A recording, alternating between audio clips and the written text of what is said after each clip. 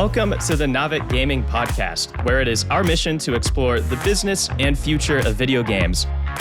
We bring together the industry's brightest builders, investors, and thinkers to keep a pulse on current events, dissect emerging trends in games, share lessons learned, and have a great time. This podcast is also part of Navik's growing ecosystem, which ranges from free and premium research to consulting and advisory services.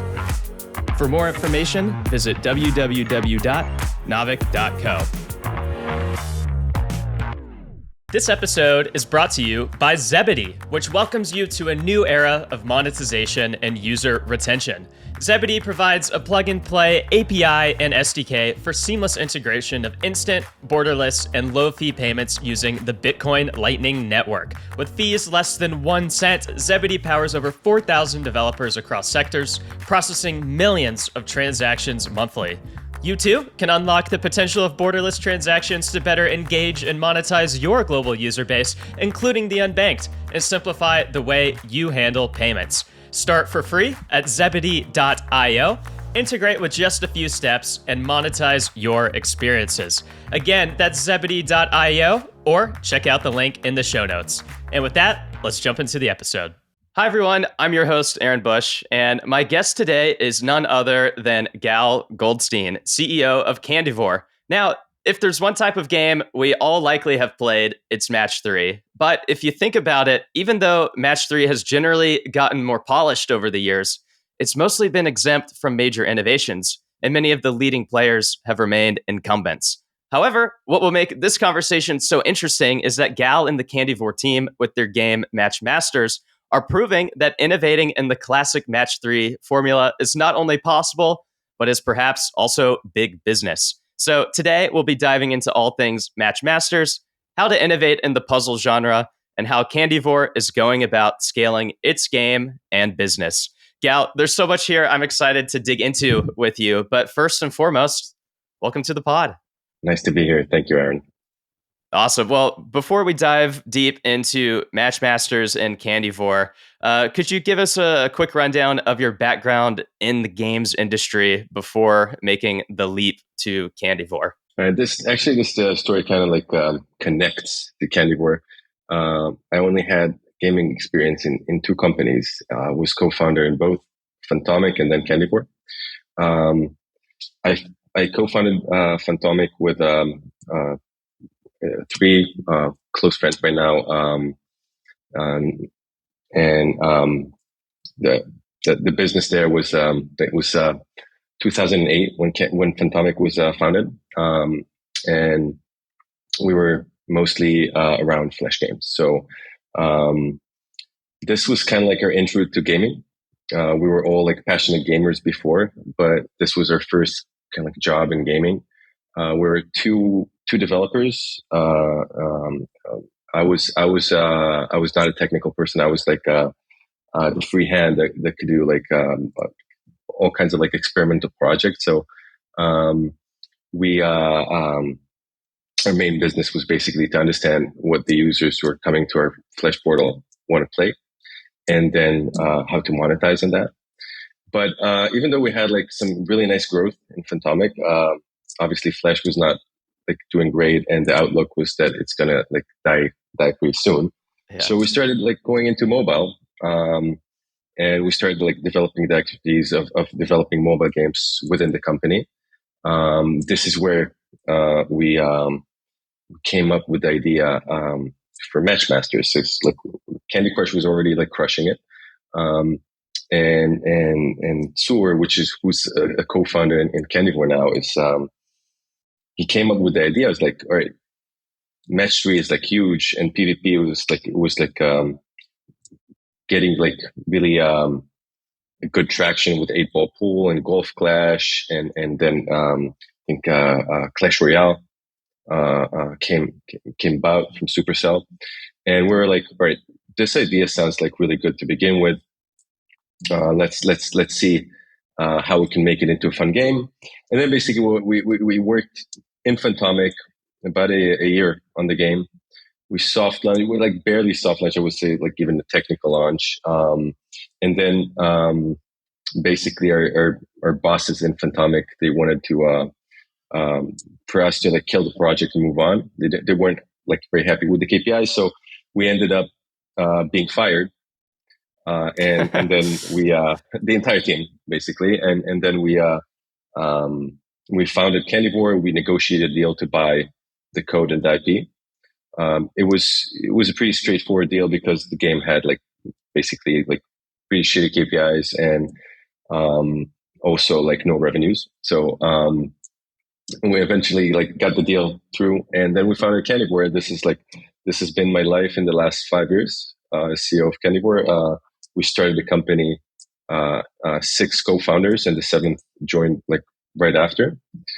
Very unusual number of co-founders I know, but like it's been like honestly like a real pleasure working with people that I have known for many years before, and we already kind of like developed like a really good chemistry and we know how to work with each other. So and then that's it. Like I was again like 6-7 years with no even more with Phantonic and another 5 years with Candivore. Yeah. Wow. Well, I guess if you zoom forward 5 years, that firing doesn't look so bad, considering what you all have built. Could you maybe just talk a bit more about? I think when you started Candivore, that was also your first time as CEO. Maybe I'm wrong in that, but could you maybe just talk a bit about No, um, definitely like not one. what that meant, taking that responsibility at the time and kind of working with that founding team? Like, what was it like in those days? What were you doing? Maybe just talk a bit more about the founding Um, journey there. so honestly, like, well, in Fantomic, I did like a number of different kind of roles that I think got me in terms of like expertise, at least like ready to be CEO. I was head of marketing at the time, head of product at the time, and I worked in different products as well. I think in that regard, I was like ready for the job. But like Candivore, the challenges when we started Candivore were like very different because I was first of all I, I was reluctant to be CEO because this was never my dream. But I was the only one in the team that was not either a developer or an artist. So I was stuck with the role of management, basically. But as time like passed, like at first, I had to do just a bit of everything, finances, marketing, monetization, all stuff like that. Mostly what I had to do is be patient because development takes time. And every time we set out for another like version, another sprint, whatever you want to call it, you have a couple months where you basically sit and wait for the development team to do their job. And I found the hardest challenge as a CEO at these stages was just like be quiet, don't uh, um, don't confuse the guys with too many thoughts or ideas or like what are we going to do after this version or after this version or like how we're going to get money. Just like let them do their job, and when they're done, this is when you get in, and this is when you contribute with input or with putting in the right focus on the right areas. And eventually, like as time went by, I realized that my job as a CEO was mostly as the job evolved, and I had more people to do a lot of the other stuff that I used to do when the company started. It was just like to really focus on making good decisions for everyone, including HR decisions, include product decisions, including which investors we want in, and what kind of like road we plan ahead in terms of like um, product, in terms of like monetization, marketing. There's like so many different ways to succeed. We just needed to find kind of like the way that fits our personalities, our talent pool, and also the ecosystem in Israel, obviously. Right. So I can understand the importance of patience. I think it took about 4 years of gameplay iterations and live testing for Matchmasters to reach 1 million monthly active users with over 5 million matches played daily. Could you just walk me through that 4 year period? Like what did that process of iteration look like? Um, I think we had like so many things in the pipeline, so many ideas we had like throughout like Matchmaster's lifetime of how to make the game better. I think like usually like our motivation was always like how to make the game better, like as like in the player perspective. So I feel like if you're looking for something that's like really long term, like correlated with success, it's exactly that, like making the game better and making it more accessible to more people. So I feel like this has been like always the main focus. We always liked playing the game that we made, and we had a lot of people, like friends and family, who also like play the game. So um, this made it very easy for us to just think of cool features we would like to see in the game. So like there was like, I think the first like big feature we added was like tournaments. And then there was like a lot of like modifiers and game modes and the leagues. And then there was all the innovations around like the teams and then the team events and all the social aspect of it. And then we felt like the game feels like, a little empty in terms of progress. So we added like albums with stickers so people will have like much more rewarding experience of like, you know, getting stuff. People always like to get stuff to feel that they're like rich in a certain like ecosystem. So um, in a game where there's like so many stuff that's like consumable, you want more stuff that's also like it stays. It's like your trophy room. It's like what you show off to other people. And then we had some like every once in a while like a breakthrough of something that was like not very like trivial at first. So I think the first time we added kind of like a solo game mode, we not PvP. It was like very at first like we obviously defined ourselves as like a PvP game, but then we figured out like a single player challenge is still something you want, even if you have like if you come in for the PvP experience, but every once in a while you just want to play at your own pace, where the challenge is either like easier or much harder, or just has like a few quirks or something that's different. And this was like a big innovation for us. And then like it would like it paved the road for like Rumbles, which is another like multiplayer mode, in which we felt like the big advantage over a regular PvP is that you don't have to wait to see the other player play. So obviously it has a lot of disadvantages because like there's no like interaction between the players like in the regular PvP, but it does enable like a much more like purified, quicker, more adrenaline, like kind of like focused version of the game. And since we already had like so many like content and boosts, like the boosters were like I think the driver of like a lot of the innovation in the game, because like we kept wanting to like innovate new game mechanics, and we found the boosters are like kind of like the best way to introduce them. So this also like escalated over the time, like with like we kept like pushing that envelope, like pushing out like cooler and more innovative boosters, basically. Yeah, so we just and it's like we just wanted to make the game more fun and more fun, and that's what it ended up to be. Yeah, that's fantastic context. And you can see it, you can feel it when you play the game today. I'm curious. I mean, 4 years of iterating to get to that point is still quite a long period of time, and I'm curious how you, as a CEO, or how the team even felt during that time. Like, were there ever periods of doubt? Were there ever, kind of slumps where you, as a leader, kind of have to just kind of like redirect the ship or boost everyone's spirits? Like, how do you, what did you learn about managing the expectations of a team that takes such a long time to kind of get to where you want to go? Honestly, I don't think of it as like a road that like starts at zero and then ends at 4 years. Like this was not the mindset at all. I think kind of like it's like the first like real milestone that was a bit like stressful to get to, and more challenging for me as a CEO was the very first milestone where like you're just like you set your sights onto a place where you make enough money to survive as a company. So like this is the first milestone.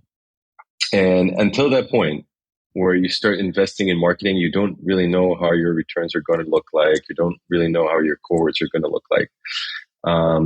All you have is some other games, KPIs or matrices if you're lucky. For me, I feel like no game looks the same in terms of cohorts. Since then, I've had a chance to look at some other, games, and the data. So like Matchmaster's data was like always a bit like different, like every other game, honestly. But like we didn't have like really good KPIs for the first like month, 2, 3, but then we hit a stride, and players like really stay committed to the game for a long time. Um, and this is kind of like what made the first few months like stressful because the KPIs did not look great, but I already saw that like there is a silver lining and that the players like really look good in the long term. So I was like, my focus was convincing the team and the investors that look, if we keep investing in marketing, you see the revenues build up. This is looking good. This eventually we'll see some profits in this, and if we stay in the long run.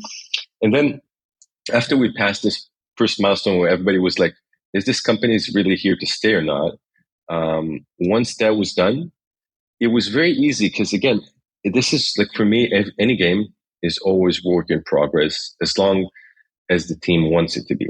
And I feel like for every game, you can keep coming up with ideas of how to make it better. It could be by adding new features.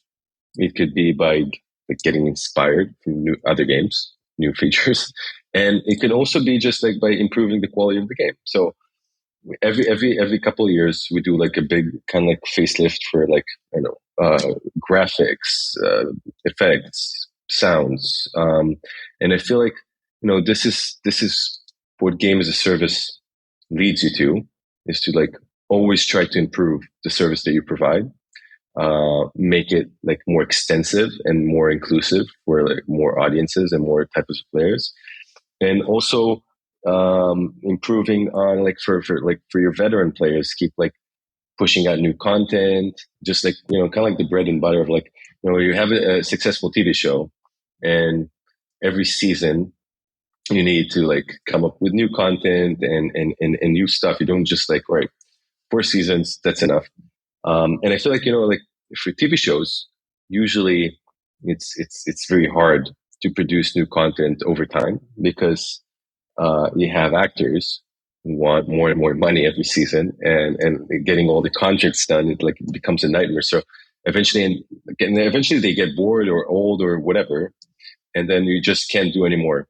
But if you look at like kind of like TV shows that lasted for a very, very long time, usually like you get like animation shows like Simpsons or South Park that like, again, this is much easier. Like the characters don't get older. You don't have to change everything. You have like a lot of freedom to do stuff. So I feel like games, if you look at Candy Crush, they may be a bit more careful than us about adding new features. And we're a smaller company, so we take more risks, and it's fun. I love this like kind of like mentality that we're like very, very fast at like coming up with an idea and then executing it. But even like the likes of Candy Crush or the older games, they still innovate and they still add new content and push new stuff.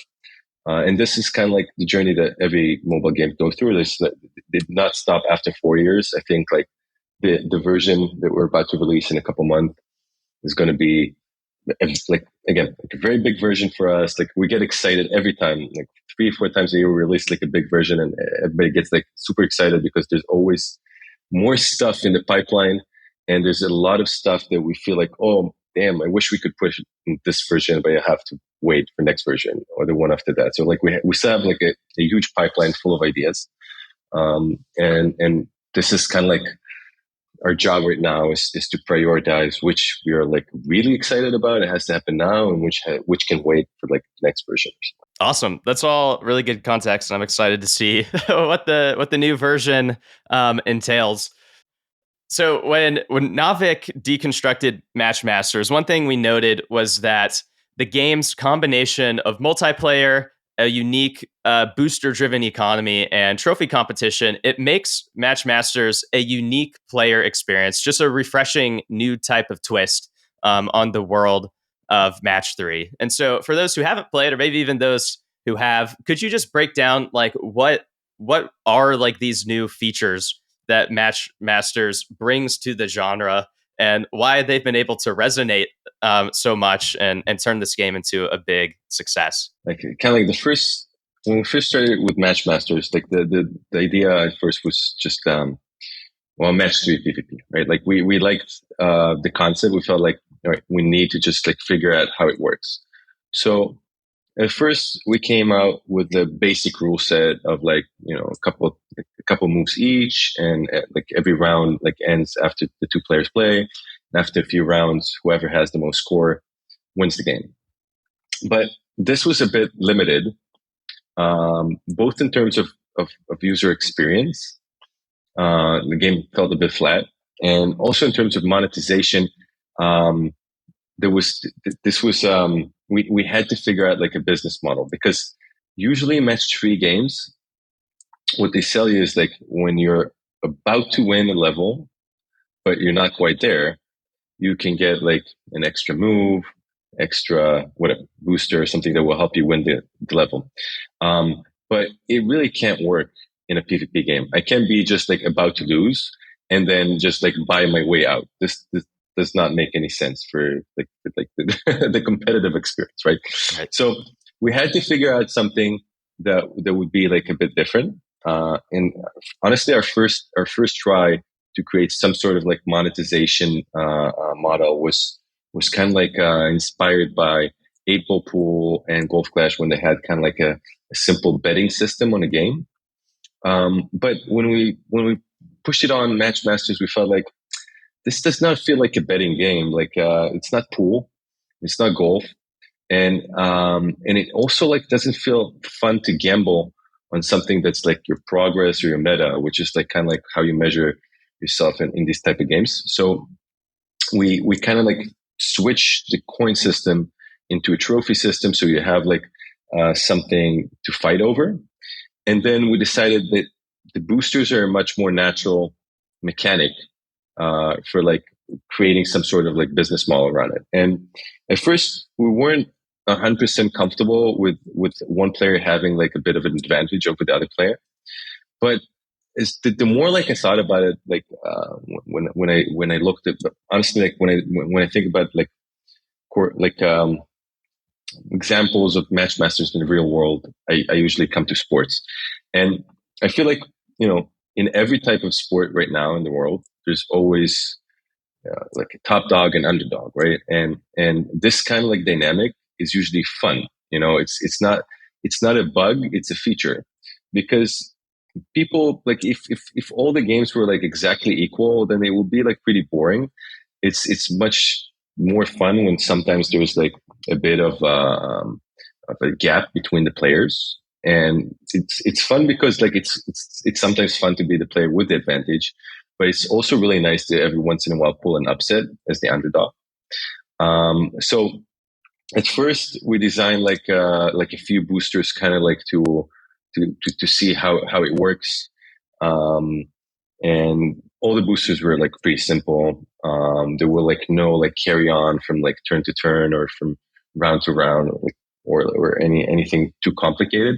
And we saw like the basic works really well. So as long as the gap is not too big between the favorite and the underdog, this was like really great experience, and also like good in monetization. So um, I feel like once we had this kind of like thing going, uh, innovating over that, like, and creating like more and more elaborate boosters was just like pretty straightforward. Sometimes it takes a bit more effort until you find something that feel that's like really cool and like add something new to the game.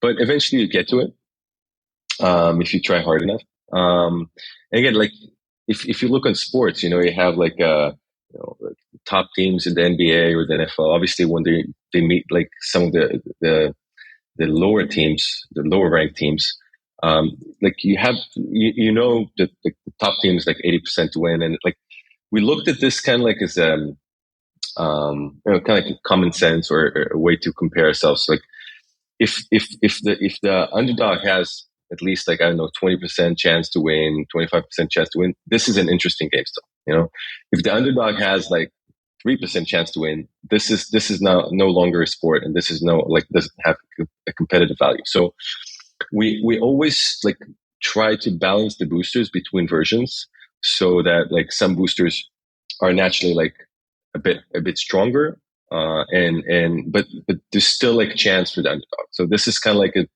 this has been like um kind of like a rule that we set to ourselves, that like we always want to keep the game competitive.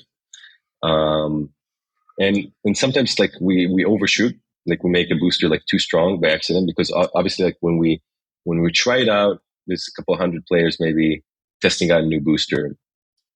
But when it reaches our community and there's like, you know, like a million players playing it, eventually like some of them may find like an unexpected way to exploit this Right. booster. Especially like our game has become so complicated because there's like so many different game modes, and some boosters are really really strong in one game mode but really suck in other game modes. So eventually we have to like issue like a lot of hot fixes, or even like server side fixes, to like balance out boosters that go like way too strong, or otherwise like too weak in some modes, or disappointing. Or so there's like it's always a work in progress. This is why, like, again, I like 2 3 years 4 years from now, I'm sure like or I'm pretty sure, can never be sure about the future, but like pretty sure we'll have like still a lot of work to do, many years to come.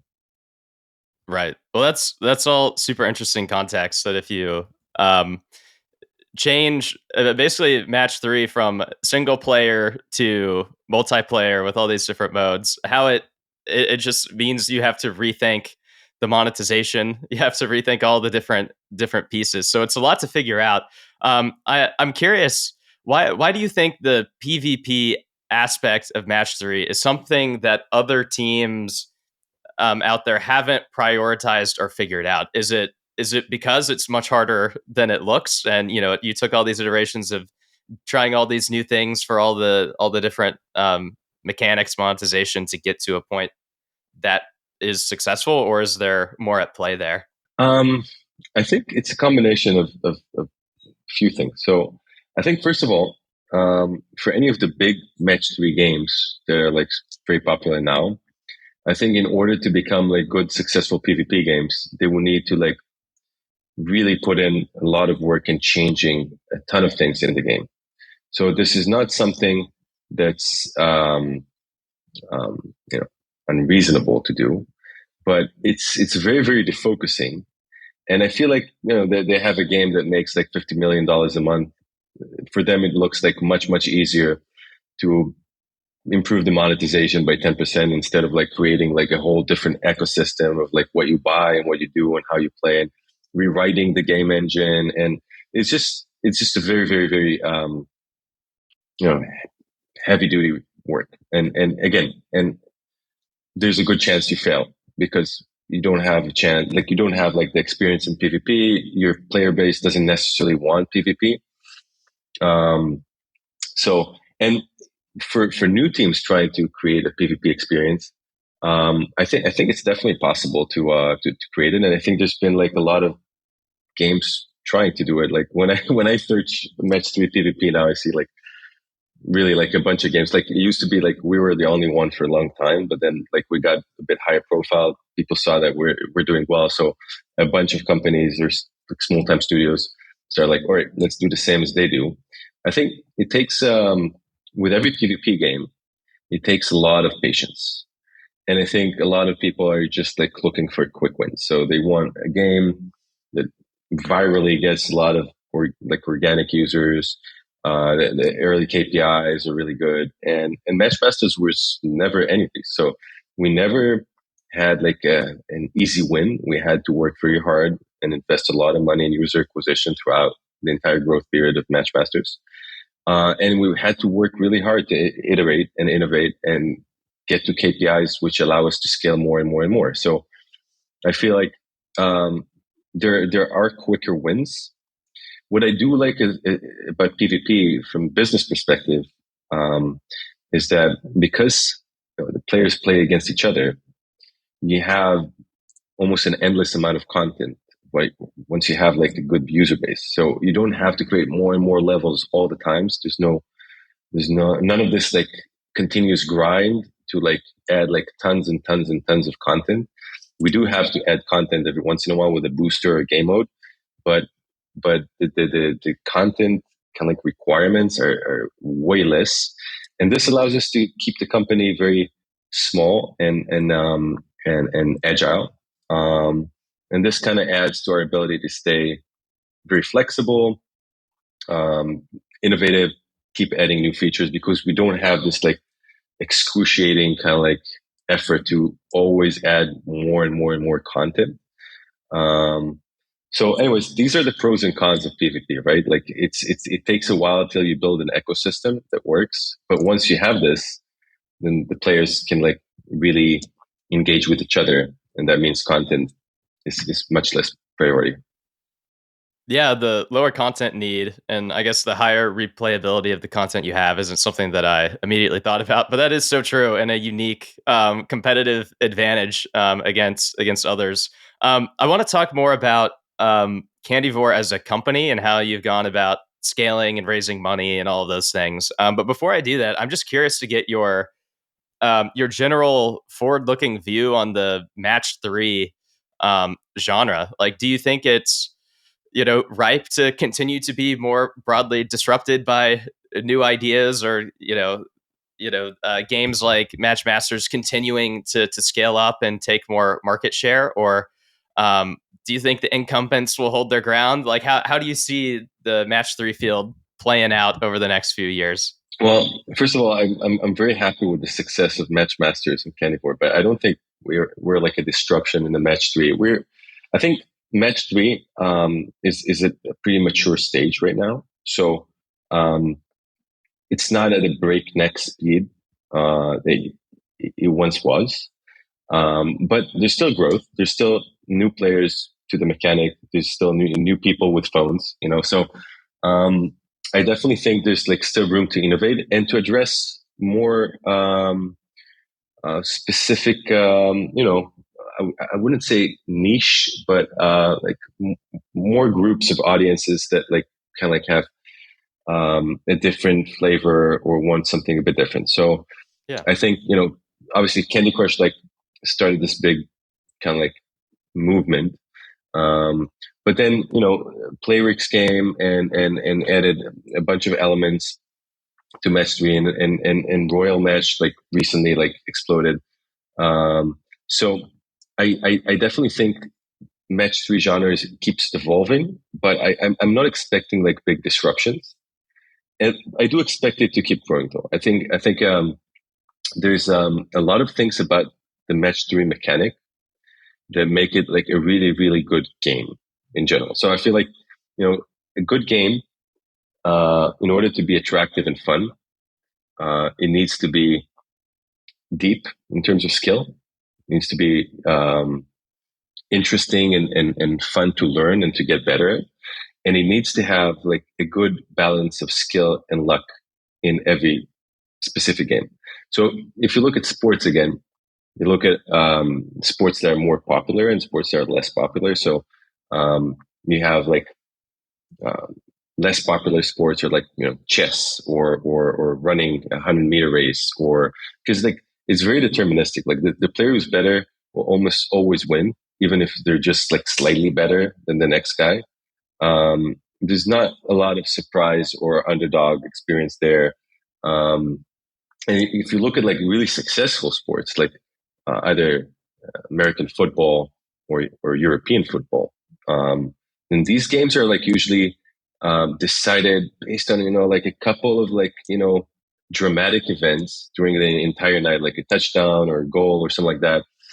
Um, these are games that are more popular even than basketball because basketball is like it is more deterministic, and the better team will likely win because it's a best of seven series, and there's so many small events in the game that contribute to the final score that like if you are better, there is much more chances of you winning instead of like got unlucky and lost. So I think players like audiences don't like it as much because it's kind of strips out like the element that everybody wants to come into a game thinking their side can win. So I feel like match three is like right there because like I see like experienced like match three match masters players and they are like incredibly good. So like no one at the company is as good as the top players, obviously, and then there's like beyond the top, I don't know, 10,000 players, the top 1,000 and the top 100, and it escalates to the point where like I can't believe how good they are, but still at any given game they can have like a bad streak of luck and they can lose. And I feel like this type of element is like very, very crucial to the fact that it's like a really, really fun mechanic. That's a great answer. I think there's a lot of truth, and more moving parts create more chaos, which creates more fun and opportunity. So thanks for sharing that perspective. Let's go ahead and talk about the business side of things for a little bit, and we'll get to your most recent funding and a later question. But in 2021, 2022, that era, Candivore raised combined 22 million in a Series B and C. Um, could you kind of maybe take the time machine back and kind of tell us how you thought through fundraising at the time? How did Candivore go about deploying capital? Previously, you mentioned how none of the wins came easy. So how did you like go about thinking about best using what you raised to maximize your teams and your game's success? Honestly, it was always like pretty straightforward. We started the first year, or even a couple years, was seed money from friends and family. So this lasted us like first. I told you the first milestone was getting to a point where we can pay our salaries and afford a bit of user acquisition, and then every free money we had, free income, went into more user acquisition because we saw unit economics look good. We're profitable anyway. We just need to scale more and more. And then eventually, um, we needed like someone with bigger pockets if we wanted to just like grow faster because we were growing fast with the family and friends money. But at that point, like the biggest issue was we were really happy with being friends and family. Like we didn't want to like add any kind of like partner that would uh, risk that dynamic that we had. Like there was like really good vibes and very um, focused on long term growth. And then um, like it was is like pure luck that Eitan from Big Games um, stepped in because I wasn't looking for raising any more money. I was happy with growing a bit slower and without new partners. But Eitan is such a great guy, and eventually I found out that one of our earlier investors is one of his best friends. That was like I think what kind of like sealed the deal for us because like there was no more trust issues. I got like really like the best references for character for V games and for Eitan. So uh, once that happened, I was like, all right.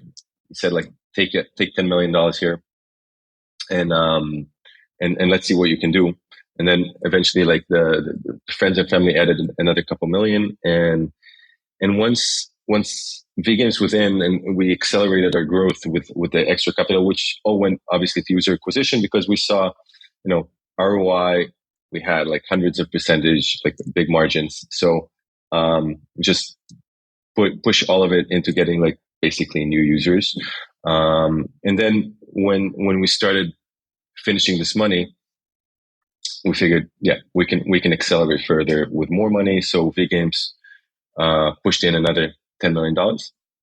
That was the 22. That was like basically again, we what we cared about basically is that the ROI on the user acquisition looks great, and then scaling it as much as we can, as fast as we can, and then basically after that, um, V Games is great, but they couldn't invest $100 million, and we wanted to scale it even further. So at that point, we were actually like starting to think of like maybe adding a new partner. Um, and then we before we even got to like dynamics of like, yeah, let's talk to a bunch of investors and prepare like decks and stuff like that. We got an intro to Haveli, and really, I think like it was a really nice click. It was like really good chemistry, and that's again that was like um, for me the most important part. Like we didn't have like any arguments or even negotiations to think about like valuations or exactly how much money we're going to raise. It was mostly about like us like getting to know each other over like eventually the negotiations took a while, but it was mostly us getting to know each other and building the trust. Because for me, the biggest risk to the company is changing the dynamic in a way that people all of a sudden don't work as a team and everybody has their own sides. So it took a bit of a time until I think we all got comfortable.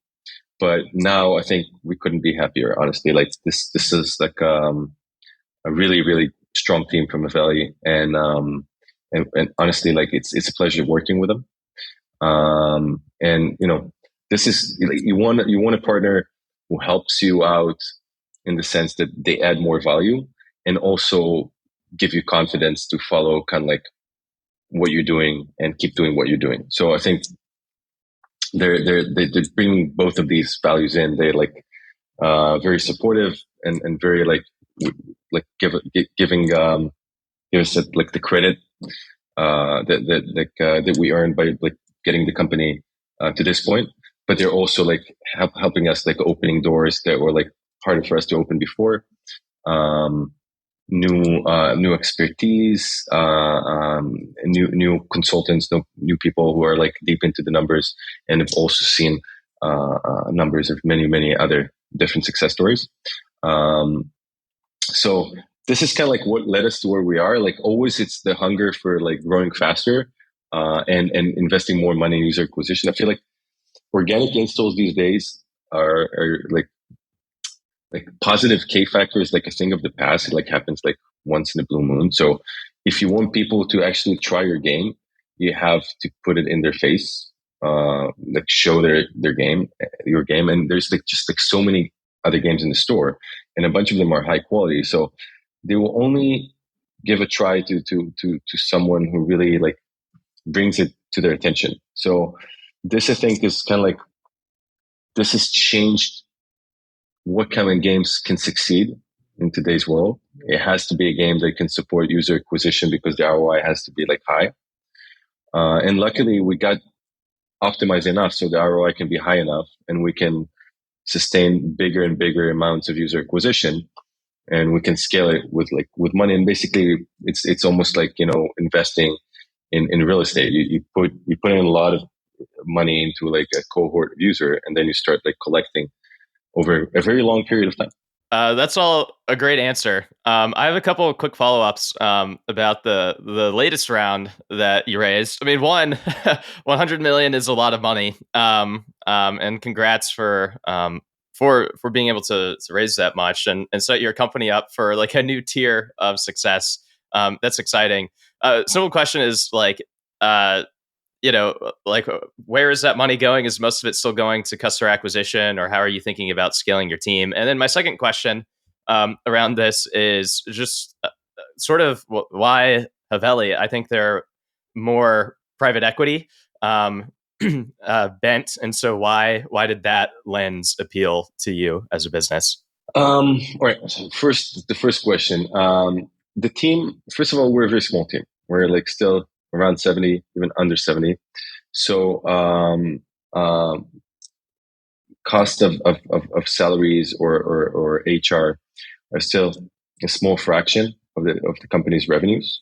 Most of the expenses still go to user acquisition, and this is because adding more people to the company at this point, like it was like adding more people to the company was never about like like it costing more money. Like this was never like a because this was always like after the very very first few months or a year, it has always been like not a big deal, the salaries part. But as a CEO and also as founders, we always found that companies with a lot of people, companies that like become bloated, it's like it's kind of like they lose twice because like all of a sudden the salaries do become a big deal, but also like decision making starts deteriorating once people like are mostly concerned about like getting promotion to be a manager and then a manager of the manager. And then like when you have like a lot of levels of management that you can go through, like it's always like tempting to try to get promoted by, doing what politicians do, which is like, taking credit for stuff and blaming other people for failure. So I feel like once this happens, the company starts making less like worse decisions, and this like really hurts the company in the long run. So we always were very very careful in the sense that like every time we added a new employee with like, is this necessary? Because if it's not necessary, if the value is just like very small and insignificant, there's a big cost, not the salary but the big cost of the company culture, having like all of a sudden like a few hundred employees, and all of a sudden people don't really know each other, and all of a sudden people can just feel like, I can just like not do my job and nobody would notice because there's so many people here. So this this is like for us kind of like the reason why we never grew in terms of HR very aggressively, and also why we always like thought it would be like much easier to scale by actually acquiring users instead of just bringing more employees. And the reason basically why we went with private equity instead of like a growth fund is because we honestly like we're very happy with where the company is right now, and we feel like we can become very very profitable at any moment just by deciding to lower growth by investing less in user acquisition, basically. So like if we kind of like pull the lever, we can go from what 100 to 10 in like no, it's a bad number reference, but anyways, it's just like lower user acquisition by 90% and then become like super super profitable. And this was, I think, because the founders we really love the company and we want to stay here long term. We're never in a rush to sell the company to a big company. We like our end game, our more like my desired end game was to just like become a well established gaming company that pays out dividends and try to like create new brands, new gaming experiences. But this is why like a private equity situation was like much more in line with what we want to do. We don't want like a partner that like is like, all right, it's been 3 4 years, let's sell it for like times 5 on what we invested, because otherwise this has not been a good investment for us, which is kind of like the mindset of like growth investors. Private equity, I feel like they want like good returns every year.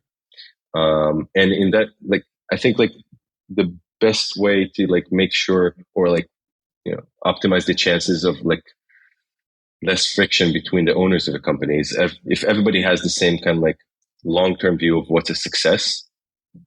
So in that regard, I think I when I met with Haveli CEO and I told him like, look, like, what do you think of the fact that we want to like start like paying dividends like maybe next year or something? Like, is that a problem for you? And he's like, is that a problem for me? It's like, no, this is amazing. Like this is the end game that they want. So I think at that point I realized this is, if we strike a good deal and we find the best kind of like business terms that fit everybody's needs, then Avella will be like a great partner for us looking forward. And I'm very excited towards becoming like also like a profitable version, a profitable company, because again, like you do user acquisition until you feel like, all right, everybody who's really like likely to like the game has already seen ads of this game and either decided to download it or not. But like we're not at this point yet. But I think we will get there within a year or two and another couple of $100 million we spent on user acquisition. So eventually we'll stop like investing so much in acquiring new users, and we'll just like start it becoming a profitable company, which is great. Honestly, that's a great answer, and it's really refreshing too, because I feel like you know most like I feel like 99% of games teams that raise venture money, most of them are pretty focused on like a very particular type of exit or outcome. And for you to not even necessarily be focusing on an exit per se, and kind of being dedicated more to a long term view, I think that's inspiring. And honestly, I think many more games teams should maybe take a look at what you're doing and see if something like that could make sense for them, if they're also just like a great lean founder driven team with big long term aspirations. I think that's really exciting. You did say how you've been keeping the team relatively lean and putting most of your investment in the UA front. But even so, growing from 7 founders to 70 plus employees still is pretty meaningful growth. And the company, I imagine, it operates differently. Your systems are different. How you communicate is different. Like, what have you learned in building up a company culture here and scaling people? Just as a CEO, what have been some of your biggest learnings or takeaways the past few years? It's a complicated question. First, I need to to say that I'm a very like we have a bit of an unusual, I think, organization structure because I'm I'm the CEO, but I have a very active COO who's also a co-founder. He's the seventh co-founder who joined like a bit in a delay because at first we didn't really need a COO, but Right. eventually like I realized that I'm much more effective when I'm a bit hands off and I can do a bit more strategizing and just like dive into the details when I'm needed. But Ilya like really completes me as like the kind of like in office CEO person that like everybody comes to and like he helps like build a culture around the teams. I think basically like it's it's been about first of all hiring people who are a good fit for our company DNA and how we kind of like to operate, which is very like very intuitively small teams and we like people who are very independent. So we definitely like we needed to hire like the type of people that would fit in this kind of organization. People who really like structured stuff and processes will find it hard to work in Candivore, and still do. Even though we grew as a company and we do definitely have more processes and a bit more structure, we still people who come from like a bigger company with like a company culture that's very structured will find it very I would say like disorienting or a bit like so it's first of all about hiring the right people, um, and then it's about being very flexible to realize that things change over time. So as you said, 70 to 7 to 70 is like, it is a big difference. And you start out by like having a certain idea about how things should work. Um, the biggest challenge is to like realize, all right, we're 20 now. Yeah, we need to coordinate a bit like better because like all of a sudden things like fall between the chairs, and all of a sudden people feel like a bit left out of some decisions. And this is always work in progress. I think it's easier with a smaller company, but it's still work in progress. And I do it with Ilya and with some other big team leaders in the company. And we constantly like try to pay attention and see if we need to do some changes. It could be like in the development team, but mostly like I feel like the business units are the ones that are usually growing faster when the game hits kind of like production level and like starts getting a lot of users. So, social support, live ops, monetization, marketing. It's like teams that always, when the game grows, they just need more people. Um, and and again, when more people join in, you need to put like the nuance changes to make it work. Um, but I can't say like we got it like, yeah, it's all figured out. It's like it's always work in progress, and it's just like, Of course. it's my responsibility to remind myself that it's always work in progress, and what worked for us like a year ago is not necessarily the best tactic or strategy now. Nice. Well, always a work in progress.